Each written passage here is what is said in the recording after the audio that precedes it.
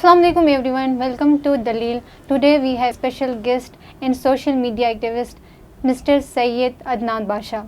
Assalamu alaikum sir. वालेकुम अस्सलाम। कैसे हैं आप? अल्हम्दुलिल्लाह।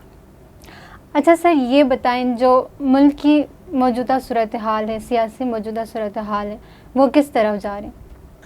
जो सियासी सूरत हाल है, तो सियासी सूरत हाल के हवाले से अगर हम मुल्क की देख लें तो जो दंगे फसाद थे, जो एहतजाज थे, जो स्ट्राइक्स थे, जो वफाक के ऊपर हमले हो रहे थे, इस्लामाबाद के ऊपर जो खैबर पख्तूनख्वा से जत्थे आ रहे थे, जो जगह जगह से ये हमला आवर आ रहे थे, तो वो आहिस्ता आहिस्ता दम तोड़ गई हैं। उनको कुछ मिला भी नहीं, उनके हौसले पस्त हो गए, वो नाकाम हो गए अल्हम्दुलिल्लाह। इसी तरह आप माशी सूरत हाल की तरफ देख लें तो माशी सूरत हाल भी मुल्क की अभी बेहतरी की तरफ गामजन है।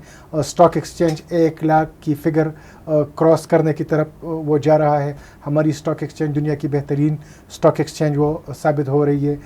सदर जरदारी अभी जा रहा है, चाइना का विज़िट कर रहा है। नवाज शरीफ साहब अमेरिका का विज़िट वो कर रहा है। पाकिस्तान में शंघाई ताउन तंजीम की जो मीटिंग थी वो भी अल्हम्दुलिल्लाह अच्छे तरीके से हुई। तो लाजिम बात है, ये सब बातें मुल्क के लिए बेहतर ही हैं। अच्छा सर, ये बताएं नए चीफ जस्टिस के आने के बाद अदालती निज़ाम से आवाम को क्या उम्मीदें रखनी चाहिए? मैम, ये अगर हम देख लें तो जस्टिस काजी फ़ैज़ ईसा साहब का जो दौर था, तो काजी फ़ैज़ ईसा साहब का दौर भी बहुत ज़्यादा अच्छा था। जो उसने इस्लाहात की है अदलिया के अंदर, जो उसने काम किए हैं, तो उससे भी आवाम की एक उम्मीद आवाम को लग गई कि मुल्क बेहतरी की तरफ जा रहा है, जो हमारा अदालती सिस्टम है। इसी तरह जस्टिस याहिया अफरीदी साहब है, तो याहिया अफरीदी साहब से भी आवाम यही तवक्को करते हैं, यही उम्मीद लगाए बैठे हैं कि अदालती निज़ाम हमारा बेहतर होगा।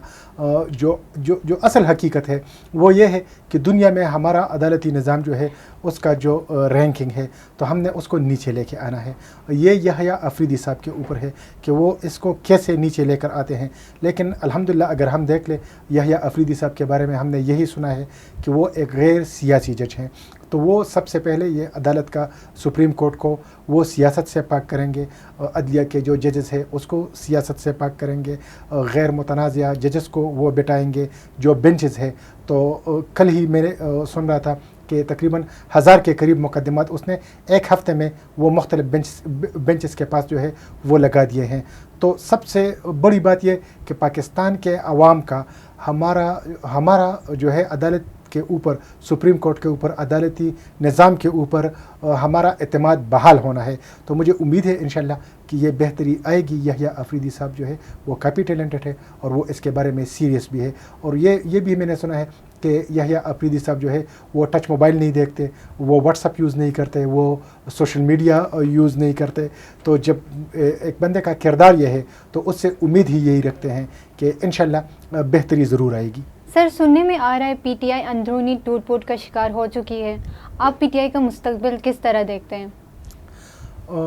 बिल्कुल इसी तरह है। तहरीक इंसाफ इस वक्त, बल्कि तहरीक इंसाफ के अपने लोग ही ये इतराफ़ कर रहे हैं कि तहरीक इंसाफ को सबसे ज़्यादा नुकसान इस ग्रुपिंग की वजह से पहुंच रहा है।